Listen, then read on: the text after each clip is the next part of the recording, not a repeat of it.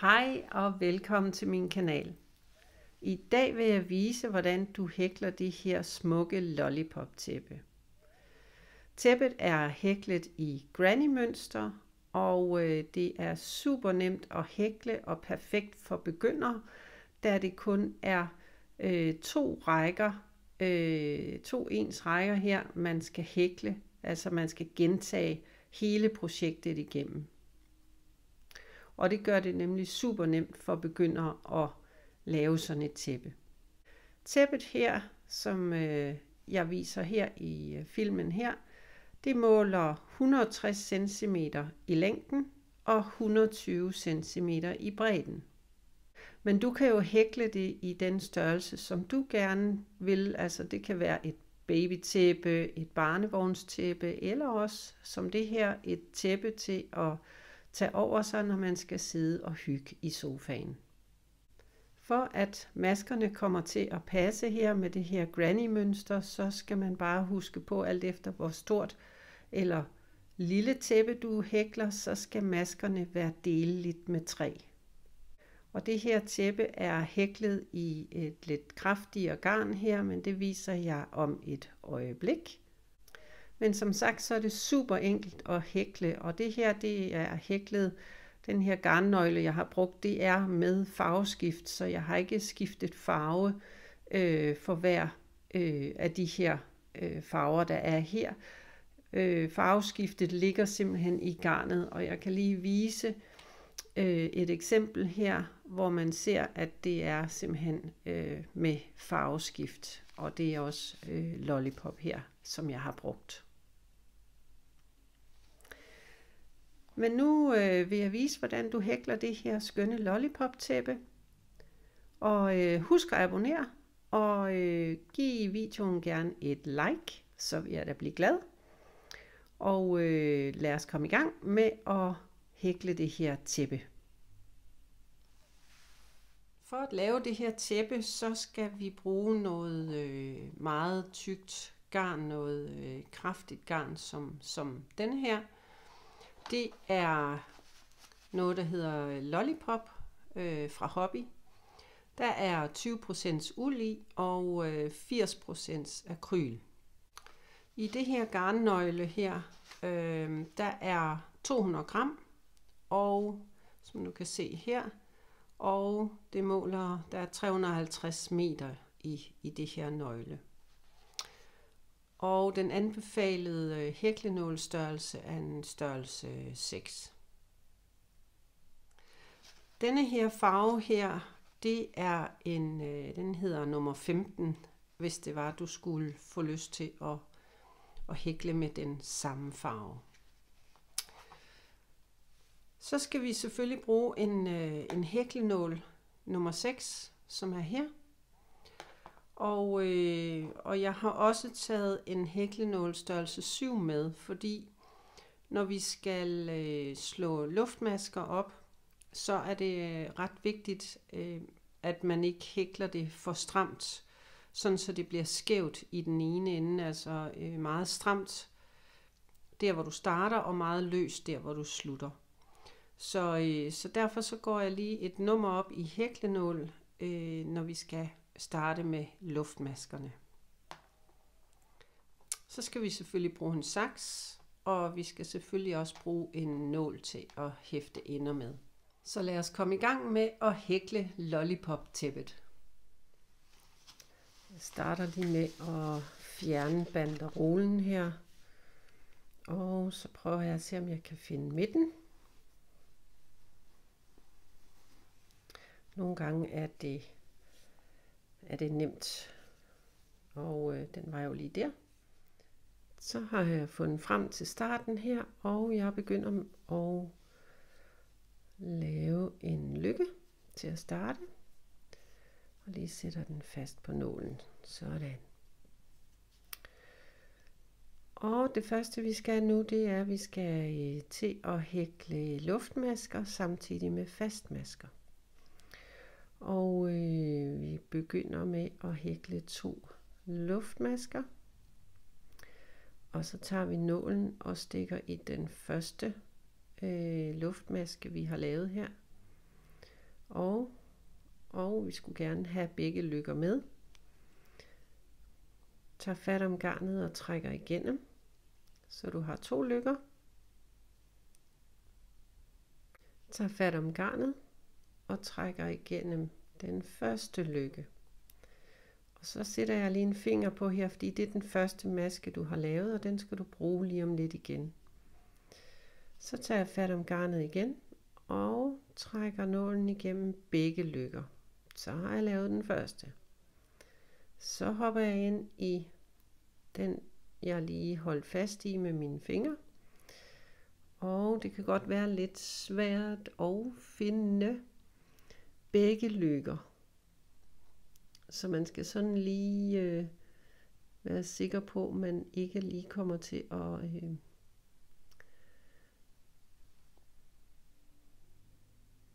skal lige have fanget den rigtigt. Sådan. Nogle gange er det nemt, og andre gange er det ikke så nemt. Men vi tager fat om garnet igen her og trækker igennem. Fat om garnet igennem første løkke, og så er det den maske der, vi holder fast i. Trækker igennem og igennem begge løkker. Og det gør vi lige igen. Tager fat om garnet her, gennem første løkke, gennem næste løkke, eller begge løkker hedder det. Tager nålen igennem masken. Hvis du ikke kan ramme begge løkker, så gør det ikke så meget. Altså så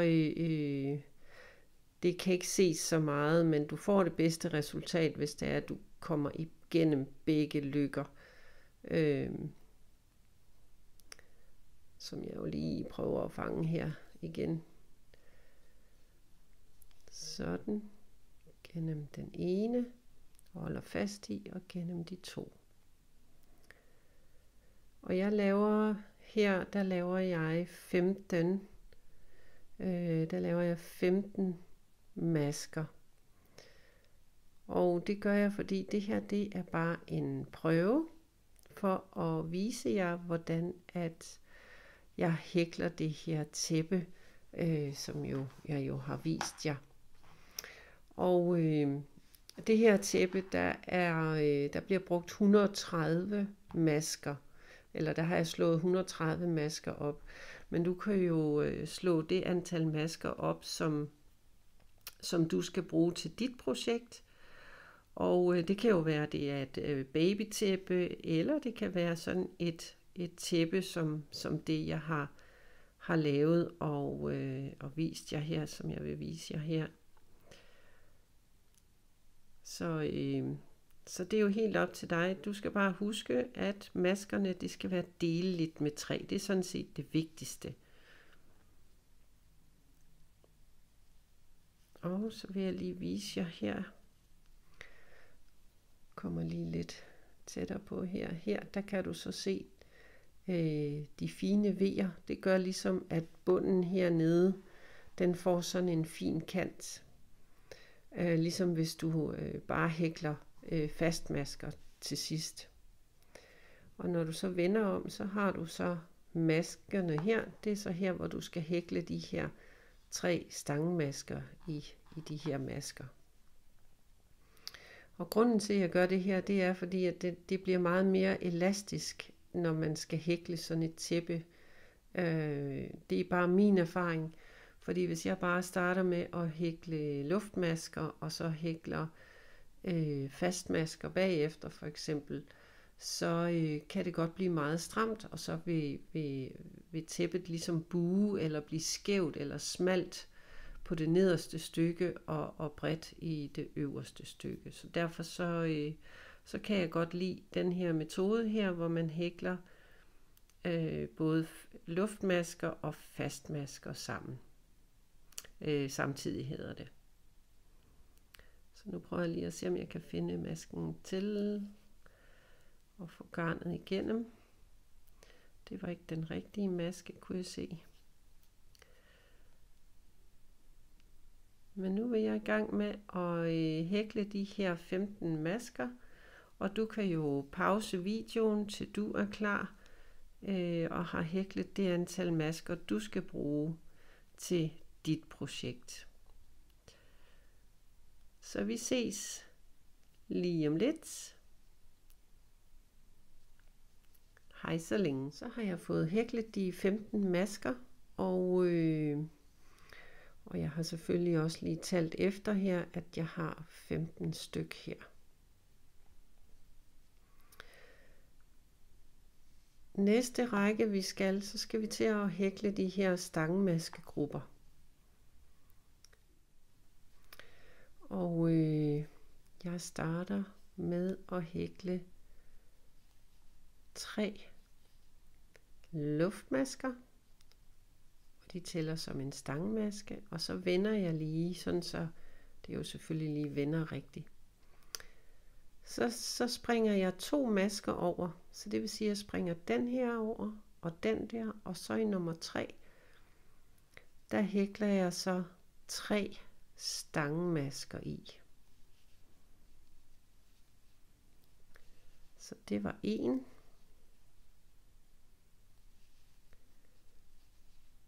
Og det var 2.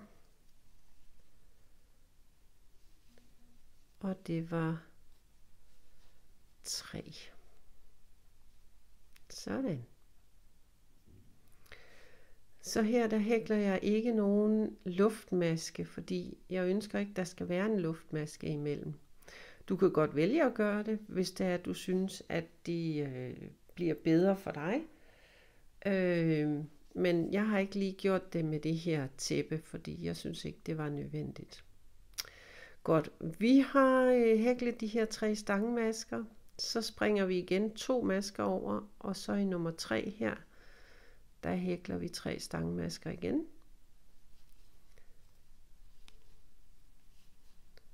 Det var 1.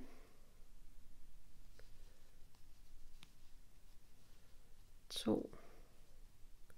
Og nummer 3.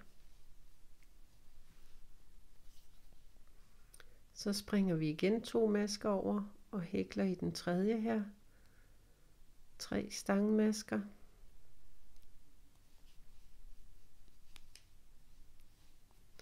Og nu hækler jeg lige med den store nål her, men du kan sagtens skifte ned til den mindre.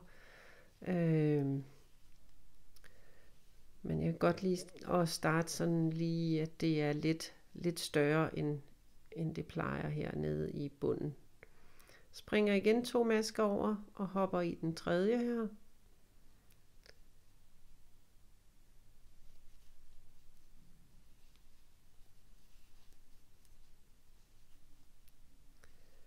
Det var nummer 2.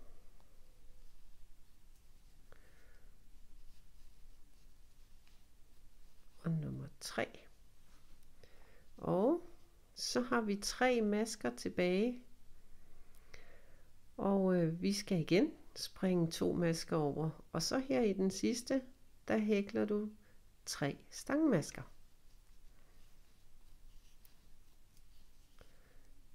Sådan en stangemaskegruppe her med 3 stykker i.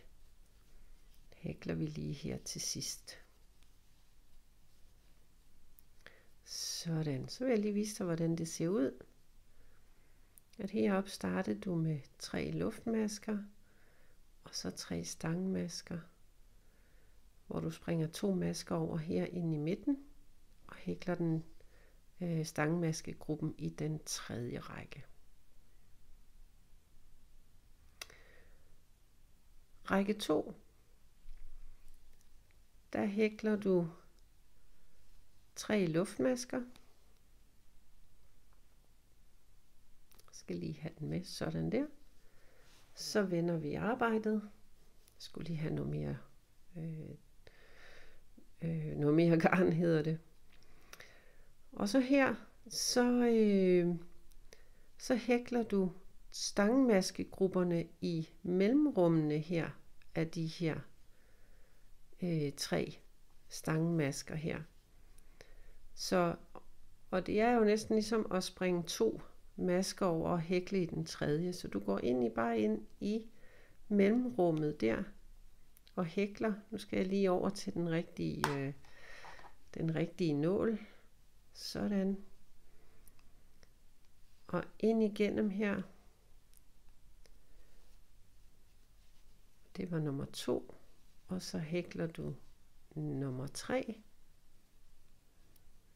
Og så kommer det til at se sådan her ud. Jeg kan lige hækle en mere, så du måske bedre kan se det, eller 2. Så du går i det næste mellemrum. Jeg kan mærke, at mit garn det hænger fast et sted, sådan. Ind i mellemrummet, og der hækler du nummer 2 her, og i mellemrummet igen, og hækler nummer 3. Og så går du bare videre til den næste, ind i mellemrummet, og så hækler du 3 igen. Det var 2.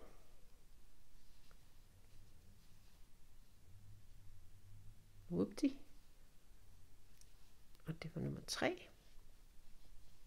Og så kan du egentlig godt se mønstret her, hvordan at det skiftevis ligger sådan lidt forskudt af hinanden.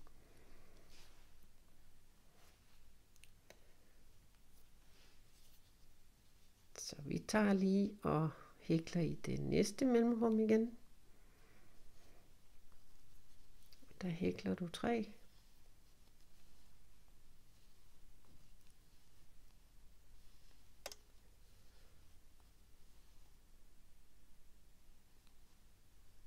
Sådan. Og så er du kommet ned til slutningen her, hvor du hæklede de her 3 luftmasker. Og heri, der hækler du også 3 stangmasker. Så vi hækler lige 3 stangmasker i den sidste her. Nå.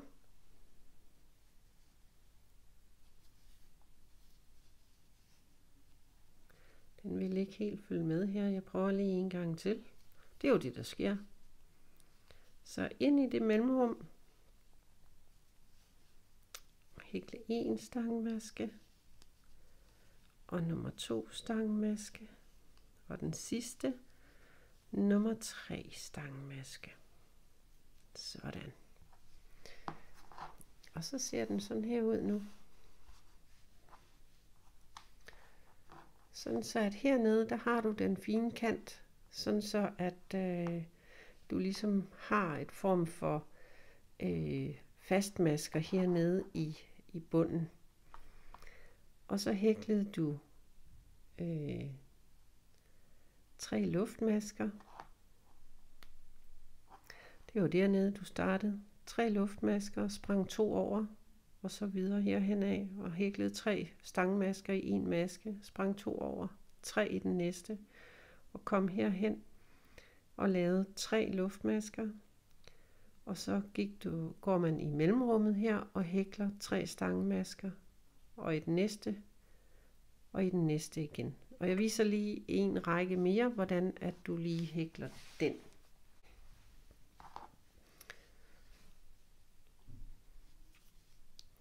Her så starter du igen med 3 luftmasker, og så vender du, og så her i mellemrummet imellem de her 3 stangmasker grupper, så hækler du 3 stangmasker igen.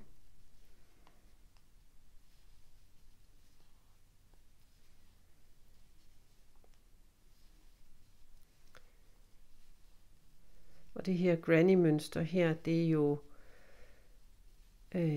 lynhurtigt at lære.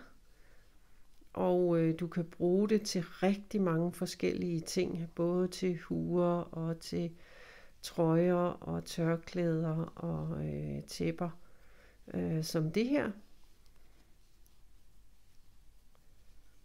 Så der findes rigtig mange måder, man kan bruge det her mønster på. Også bluser. Der har jeg også lavet en video, hvordan man hækler en bluse med det her granny mønster. Og så er jeg kommet hen for enden igen, hvor der er de her 3 luftmasker, og der hækler vi igen 3 stangmasker.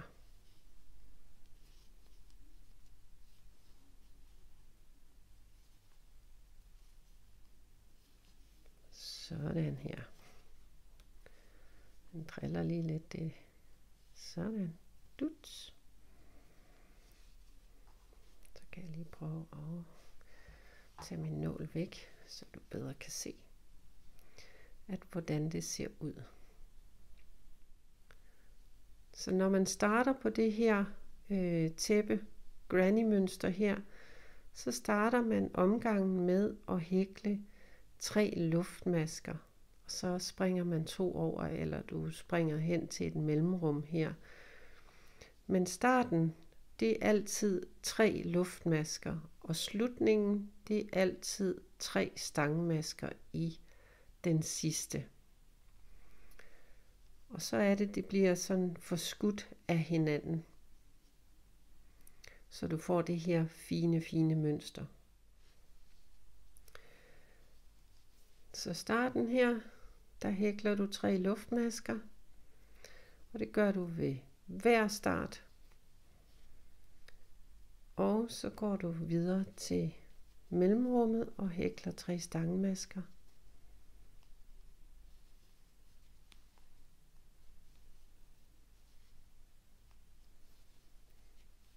Og det gør du hele rækken hen.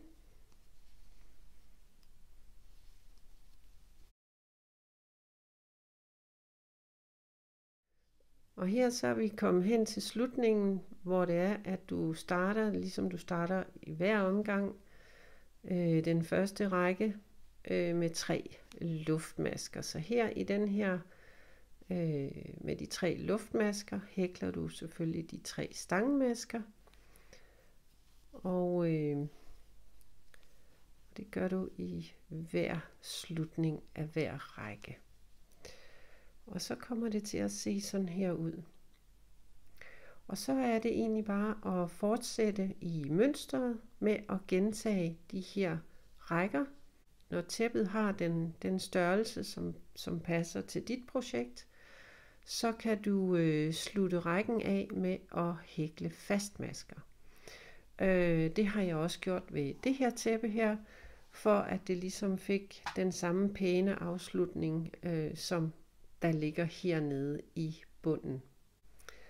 Og det jeg gør her, det er, at så når jeg har sluttet her, så starter jeg med 1 luftmaske. Og så vender jeg, og så hækler jeg faktisk en fastmaske i hver af de her første masker. Så den her luftmaske, den tæller ikke rigtig for noget. Det er kun til at vende med.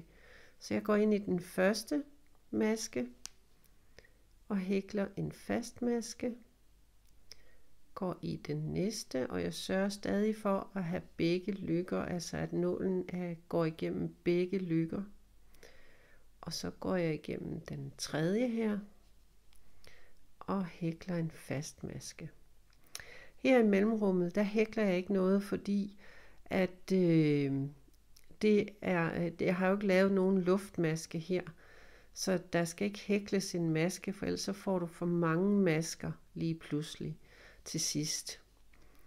Så kun der, hvor du har hæklet de der 3 stangmasker, de skal have en fastmaske. Sådan. Og videre til den næste her. Så jeg hækler lige hele rækken hen. Bare så du kan se, hvordan det ser ud med den her prøve, vi har lavet.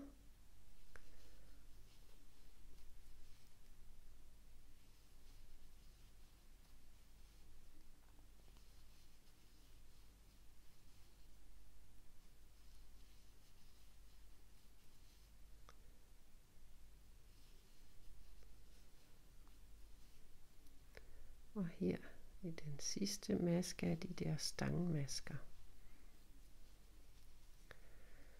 Sådan. Og hvis du synes, det ser lidt mærkeligt ud herude, at du tænker, den stritter lige lidt for meget, den her, så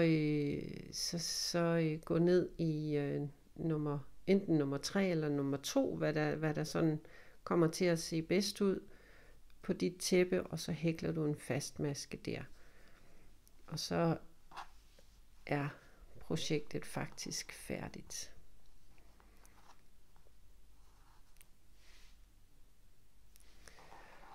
Så som du kan se, prøv lige at gøre sådan her, så ser slutningen herop ud næsten ligesom den nederste kant her, hvor du har de fine masker hernede og heroppe. Jeg håber, du kan lide videoen og selv får lyst til at hækle sådan et skønt tæppe her med det her granny-mønster. Og hvis du kan lide videoen, så giv den gerne et like, og abonner også gerne på min kanal, så vil jeg da blive glad. Og ellers vil jeg bare sige tak, fordi du kiggede med. Ha' det godt, til vi ses igen.